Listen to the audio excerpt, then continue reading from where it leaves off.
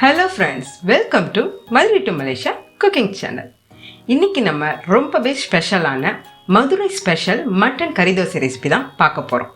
அதுக்கு முன்னாடி நம்ம சேனலை புதுசாக பார்க்குற யாராக இருந்தாலும் மறக்காமல் சப்ஸ்கிரைப் பண்ணிடுங்க.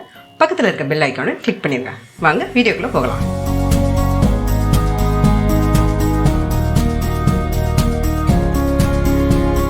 ஃபர்ஸ்ட்டு கறி தோசைக்கு என்னென்ன தேவைன்றதை சொல்லிடுறேன். ஃபர்ஸ்ட் வந்து நம்ம தோசை ஊற்றிட்டு அதுக்கு மேலே பரப்புறதுக்கு கறி வறுவல் ரெடி பண்ணிக்கலாம். அதுக்கப்புறம் தோசை மேலே ஊற்றுறதுக்கு கறி குழம்பு ரெடி பண்ணிக்கலாம். அப்புறம் 2 முட்டை, இதெல்லாம் வச்சு தான் நம்ம கறி தோசை ரெடி பண்ண போகிறோம். வாங்க இப்போ ஒவ்வொன்றா எப்படி செய்யுதுன்னு பார்க்கலாம்.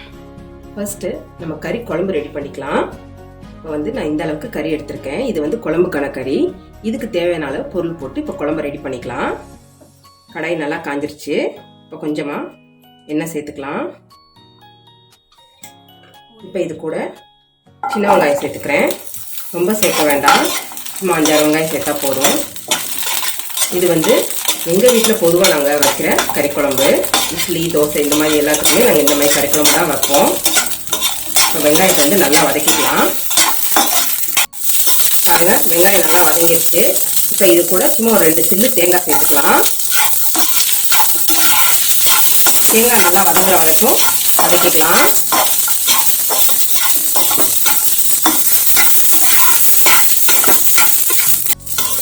பாருங்க, தேங்காய் நல்லா வதங்கிடுச்சு. இப்போ இது கூட 1/2 டேபிள் ஸ்பூன் ஜீரகம், 1/2 டேபிள் ஸ்பூன் மிளகு, அதே அளவு சோம்பு, கொஞ்சமாக கசகசா, ஒரு சின்ன துண்டு பட்டை எடுத்திருக்கேன். இதெல்லாம் சேர்த்து நல்லா வதக்கிக்கலாம்.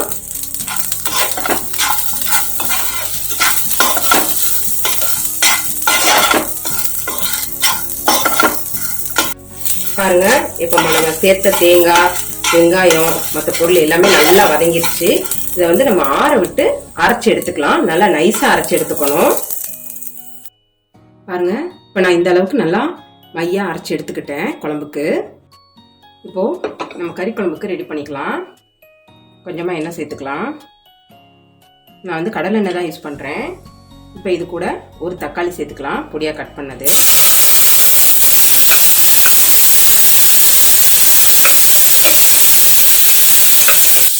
இப்போ இது கூட குழம்புக்கு எடுத்து வச்சுருக்கிற கறியை சேர்த்துக்கலாம்.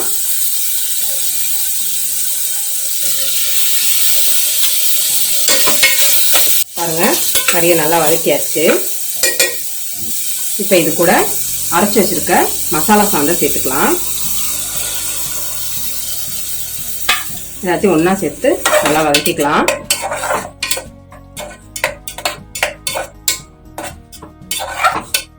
இப்போ இது கூட மதுரை டு மலேசியா ஸ்பெஷல் குழம்பு பொடி சேர்த்துக்கலாம். ஒரு 1.5 ஸ்பூன் அளவுக்கு நான் சேர்த்துக்கிறேன். நீங்களும் காரத்துக்கு தகுந்தாப்புல சேர்த்துக்கோங்க. எல்லாத்தையும் ஒன்றா சேர்த்து நல்லா வதக்கிக்கலாம். நான் வந்து இந்த குழம்பு பொடியிலே வந்து மஞ்சள் பொடி எல்லாமே சேர்த்துருக்கனால நான் தனியாக மஞ்சள் சேர்க்கலை. இப்போ கறி வேகிற அளவுக்கு தண்ணி சேர்த்துக்கலாம்.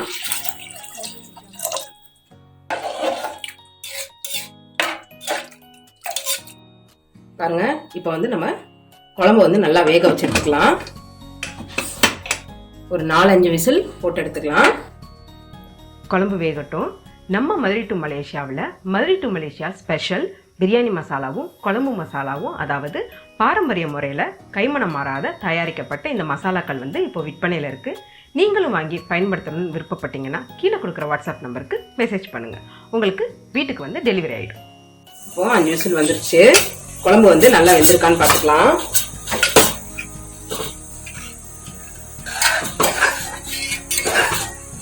பாருங்க, கறி நல்லா வெந்துருச்சு. கறி வெந்து தண்ணி நல்லா வத்திருச்சு. இப்போ குழம்பு வந்து நான் வேற பாத்திரத்துல மாத்திக்கிட்டேன். இப்போ இதை வந்து தாளிச்சு கொட்டிடலாம். நான் வந்து வெங்காயமும் ஜீரகமும் மட்டும் சேர்த்து தாளிச்சு கொட்டுறேன். பாருங்க, இப்போ வந்து கறி குழம்பு ரெடி ஆயிடுச்சு. இப்போ வந்து நம்ம வறுவலுக்கு ரெடி பண்ணிக்கலாம். கொஞ்சமா எண்ணெய் சேர்த்துக்கலாம். கறியை மட்டும் நம்ம குக்கர்ல வேக வச்சு எடுத்துக்கலாம். எண்ணெய் நல்லா காஞ்சிருச்சு. இப்போ ஒரு 1/2 டேபிள் ஸ்பூன் இஞ்சி பூண்டு பேஸ்ட் சேர்த்துக்கலாம்.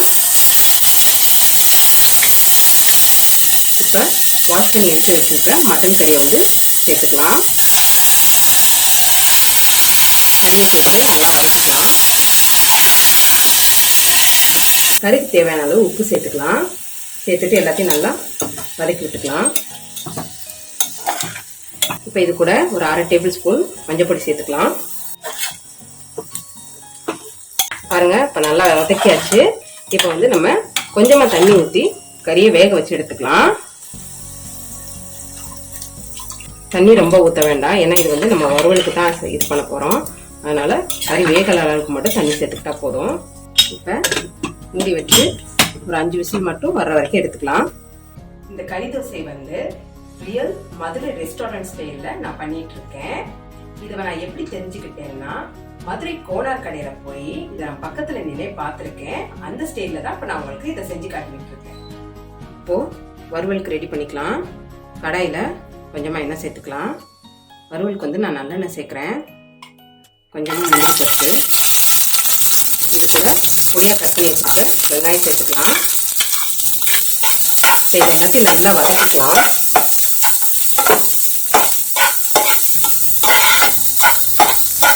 பாருங்க, வெங்காயம் நல்லா வதங்கிடுச்சு. இப்போ இது கூட கட் பண்ணி வச்சிருக்க தக்காளியை சேர்த்துக்கலாம். எல்லாத்தையும் ஒன்றா சேர்த்து நல்லா வதக்கிக்கலாம். தக்காளி வெங்காயமும் நல்லா வதங்கணும். இப்போ வெங்காயம் தக்காளி நல்லா வதங்கிடுச்சு. இது கூட ஒரு 1/2 டேபிள் ஸ்பூன் இஞ்சி பூண்டு பேஸ்ட் சேர்த்துக்கலாம். எல்லாத்தையும் சேர்த்து நல்லா வதக்கிக்கலாம்.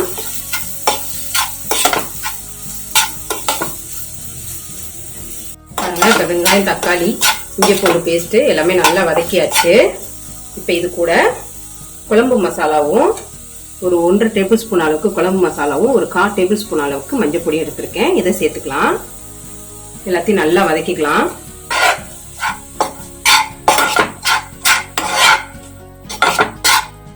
இப்போ நம்ம மசாலா சேர்த்து நல்லா வதக்கியாச்சு. இப்போ வந்து நம்ம வேக வச்சு எடுத்திருக்க கறியை இது கூட சேர்த்துக்கலாம். எல்லாத்தையும் ஒன்றா சேர்த்து நல்லா வதக்கி விட்டுறலாம். இந்த தண்ணி வத்துற அளவுக்கு நல்லா சுருள வதக்கணும்.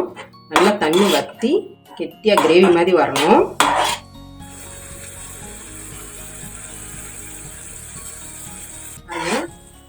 நல்லா தண்ணி வத்தி கறி சுருண்டு வந்துருச்சு. இப்போ இது கூட 1 டேபிள் ஸ்பூன் அளவுக்கு மிளகு பொடி சேர்த்துக்கலாம். சேர்த்து எல்லாத்தையும் நல்லா வறுத்துக்கலாம்.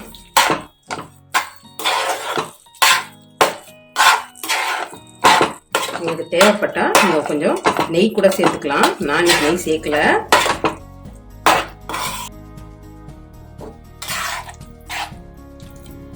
இதை இப்போ வேற பவுலுக்கு மாற்றிடலாம்.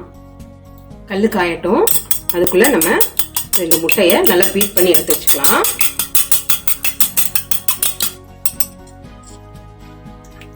கல் நல்லா காஞ்சிருச்சு. இப்போ நம்ம கறி தோசை ரெடி பண்ணிடலாம்.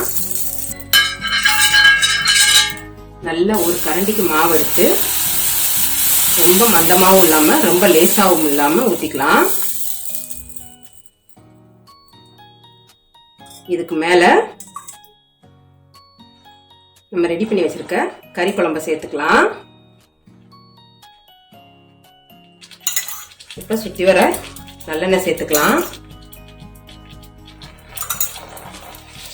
அதுக்கப்புறம் நம்ம இது கூட பாதி முட்டையை சேர்த்துக்கலாம்.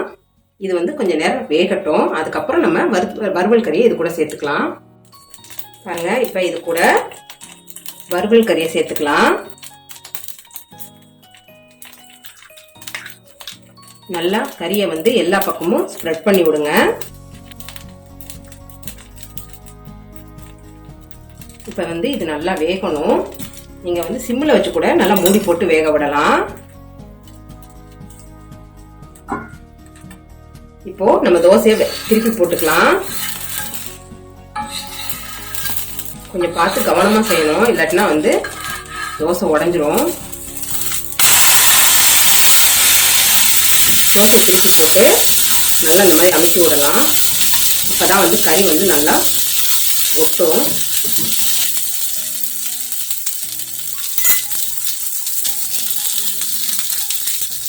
பாருங்க, இப்ப திருப்பி போட்டுக்கலாம். பாருங்க, தோசைக்கல்லோட கறி ஒட்டவே இல்லை.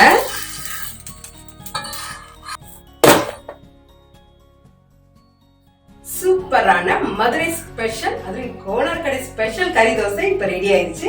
வீட்டுல நீங்களும் இதை கண்டிப்பா பண்ணி பாருங்க. இந்த ரெசிபி உங்களுக்கு பிடிச்சிருச்சுன்னா மறக்காம இந்த வீடியோவை லைக் பண்ணுங்க, மத்தவங்களுக்கும் ஷேர் பண்ணுங்க. அடுத்து நான் உங்களை ஒரு சூப்பரான ரெசிபில சந்திக்கிறேன். நம்பிக்கை நான்